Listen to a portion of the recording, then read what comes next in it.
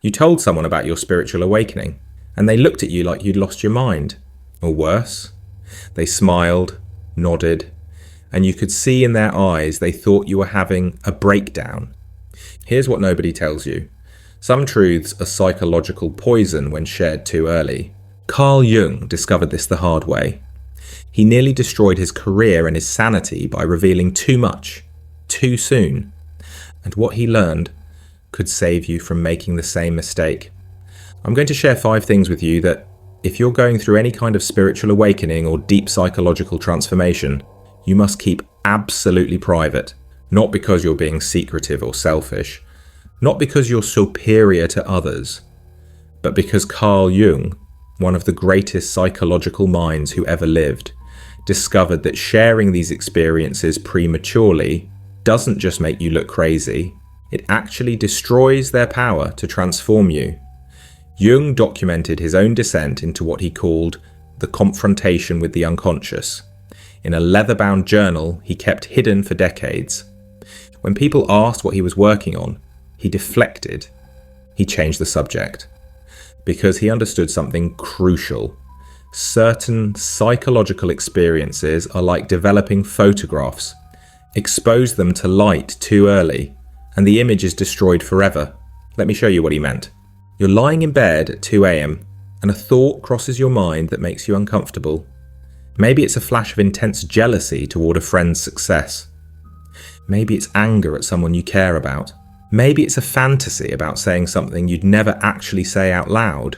And immediately, another voice in your head says, "What is wrong with me? Good people don't think like this."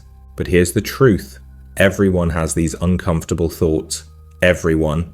The CEO, the teacher, the therapist, your kindest friend. All of them have parts of their inner world they keep private. So you decide to be brave. You decide to be authentic. You sit down with your best friend and say, "I need to tell you something. I've been struggling with some really uncomfortable feelings about so and so and so." And you watch their face change. The warmth drains out of their eyes. They lean back slightly, putting distance between you. Maybe they say, "Wow, have you thought about talking to someone? Like, professionally?" Or they try to fix it too fast. "You don't really mean that. That's not who you are. You're just stressed." And boom, those difficult feelings you were trying to understand, they just got shoved back down into the basement, now locked with chains.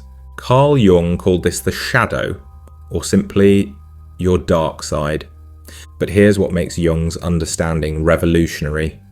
The shadow isn't just the evil parts of you. It's every part of yourself you've been taught to reject, deny, hide, or feel ashamed of. Jung said it perfectly. Everyone carries a shadow, and the less it is embodied in the individual's conscious life, the blacker and denser it is. Translation? The more you deny your darkness, the more power it has over you. Now, Jung discovered that integrating the shadow, making peace with your dark side, is one of the most crucial processes of psychological growth. But, and this is critical, it must happen internally first. Because when you confess your shadow to others, before you've done the inner work, 3 catastrophic things happen. First, you start projecting. Sure, I have dark thoughts, but at least I'm not like that person. Congratulations. You just threw your shadow onto someone else instead of owning it. Second, you fall into what Jung called psychic inflation. That dangerous moment when you think you're more spiritually advanced than everyone else, simply because you've glimpsed your darkness. Now you're bragging about your shadow work like it's a status symbol. The shadow has infected your ego. Third, you leak the transformative energy. Jung understood that psychological energy is real and finite. When you talk about your shadow prematurely, the energy that should fuel your transformation gets dispersed into words, validation seeking, and drama. What to do instead? Jung developed a technique called active imagination, having a real dialogue with your dark side. You sit with the uncomfortable parts. You write them down privately. You ask them, "What do you want? What are you trying to protect me from?" You don't confess to others. You confess to yourself first. Only after you've integrated a piece of shadow, truly understood it, accepted it, transformed it, can you speak about it without it possessing you. Jung himself waited until he was 83 years old before allowing parts of his Red Book to be discussed. He knew premature exposure would have destroyed him. You're thinking about someone you haven't talked to in 3 years, not just a passing thought. Their face is vivid in your mind. You're remembering specific conversations. And then your phone buzzes. It's them, texting you at that exact moment. Your heart races. The hair on your arm stands up. This isn't coincidence. This feels like the universe just confirmed that reality is far stranger than you thought. So you screenshot it and send it to your group chat. Oh my God, you guys. I was just thinking about Rachel and look what happened. And someone replies, lol, weird. Another person. You probably think about her all the time though. And just like that, the magic deflates like a pop balloon. Carl Jung spent decades studying these experiences. He called them synchronicity, meaningful coincidences that connect your inner psychological state with outer events in ways that can't be explained by normal cause and effect. He wrote, synchronicity is an ever-present reality for those who have eyes to see it. But here's what Jung understood that most people miss. Synchronicities are specifically tailored to your psyche. They only mean something to you because of your personal history, your symbols, your psychological journey. When you try to share a synchronicity with someone else, you're asking them to see through your eyes, but they can't. They don't have your memories, your associations, your inner symbolic language. It's like trying to explain why a particular song makes you cry. You can describe the melody, the lyrics, the chord progression, but you can't give them the memory of dancing to that song with someone you loved who's now gone. There's something even worse that happens when you broadcast your synchronicities. You start performing for an audience instead of listening to your own psyche. Jung understood that synchronicities are messages from what he called the self-archetype, that deeper part of you connected to something larger than your ego, their guidance, their course corrections. They're your unconscious mind communicating with you through the external world. When you share them for likes and validation, you've just turned profound psychological guidance into entertainment. Jung kept detailed private journals of synchronicities. He studied them. He looked for patterns. He asked, what was I struggling with when this happened? What is my psyche trying to tell me?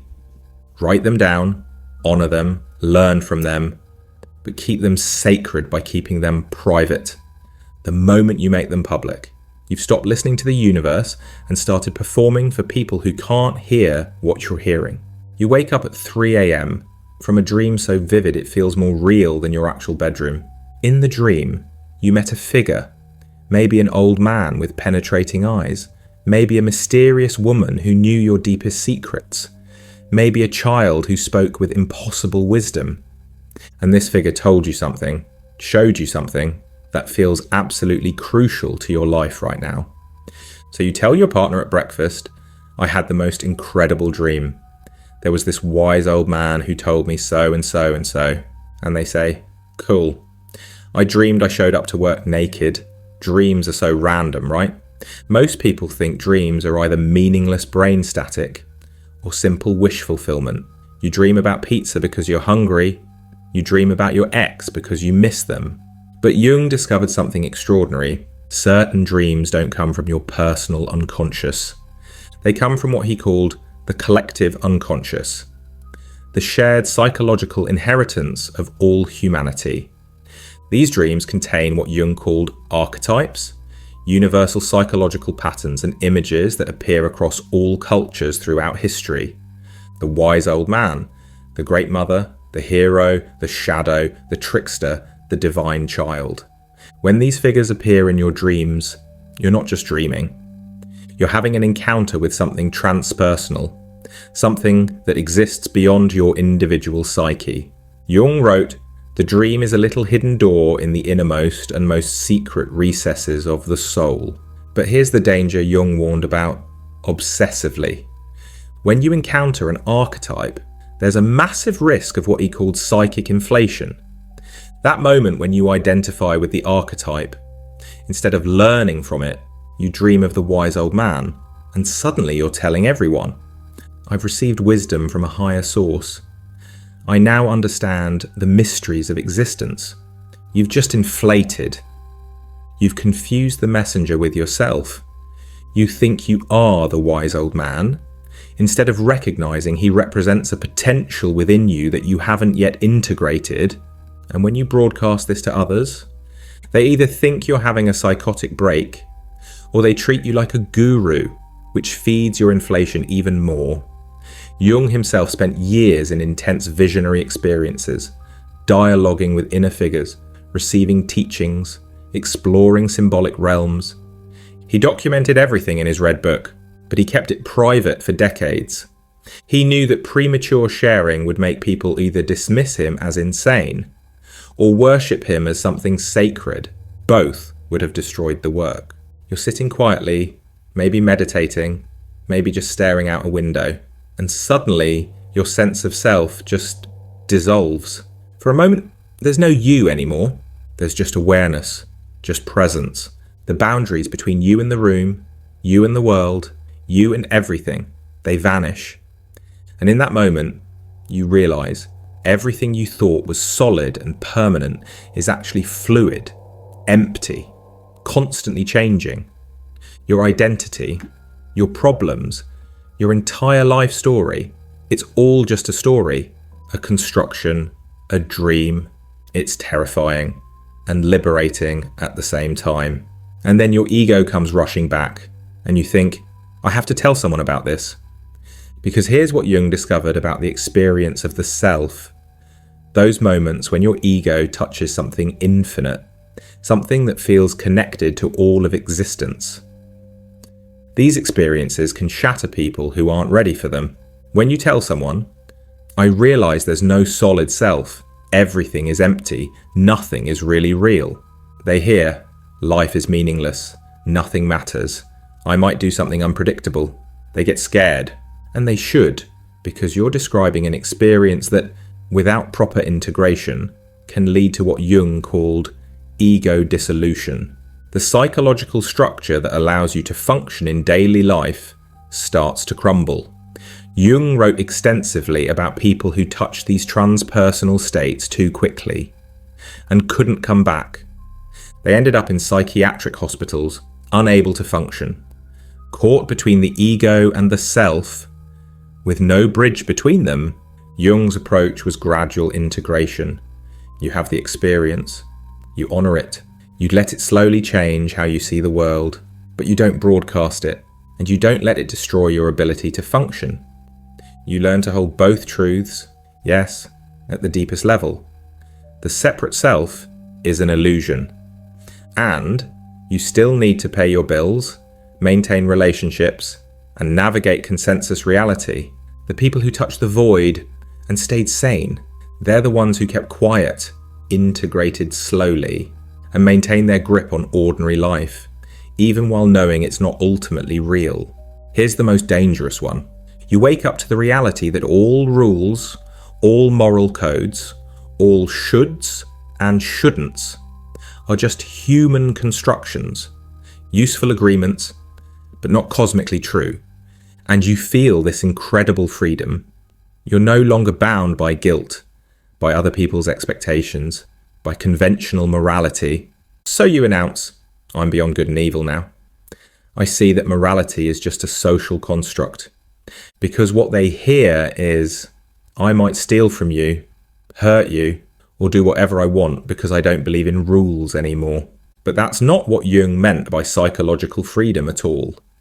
Jung understood that true maturity isn't about being bound by external rules or being free to do whatever you want. It's about internalizing the spirit of morality while being free from the letter of the law. When you're psychologically mature, when you've truly integrated your shadow and individuated, you don't need external rules to tell you not to harm others. You naturally don't harm them because you've realized at a deep level that there's no real separation. Harming others is harming yourself. Jung called this process individuation, becoming a complete, whole person who acts morally not from external pressure, but from internal integration. You follow social conventions not because you're afraid of punishment, but because creating unnecessary conflict is simply messy and pointless. You pay your taxes, follow traffic laws, treat people with respect, not because a rule book says you must, but because it's the path of least resistance, when you actually understand how interconnected everything is. The truly free person looks completely ordinary from the outside. They're not announcing their freedom. They're not breaking rules to prove they can. They're simply moving through the world with an inner authority that doesn't need validation or rebellion. Jung himself was meticulously proper in social situations, even while his inner life was filled with visions, archetypal encounters, and experiences that would have gotten him locked up if he'd broadcast them. He knew the secret. True freedom is invisible. So there they are. 5 things Carl Jung learned, often painfully, that you should never share if you're spiritually awake. Your shadow encounters, your synchronicities, your archetypal dreams, your experiences of ego dissolution, and your sense of freedom from conventional morality. Does this mean you can never talk about spiritual matters? Of course not. But Jung understood the difference between pointing towards something and claiming to possess it, between inviting exploration and demanding belief. The deepest teaching isn't in words anyway. It's in how you move through the world. It's in your presence. People might not understand what you say about awakening, but they can feel when they're around someone who's genuinely integrated, someone who's at home in their own psyche. So be quiet about your awakening. Live it instead of talking about it.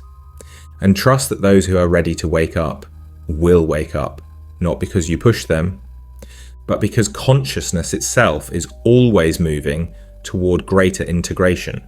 You're not the awakener. You're just another person walking the path. And sometimes the most powerful thing you can do is walk it in. Silence.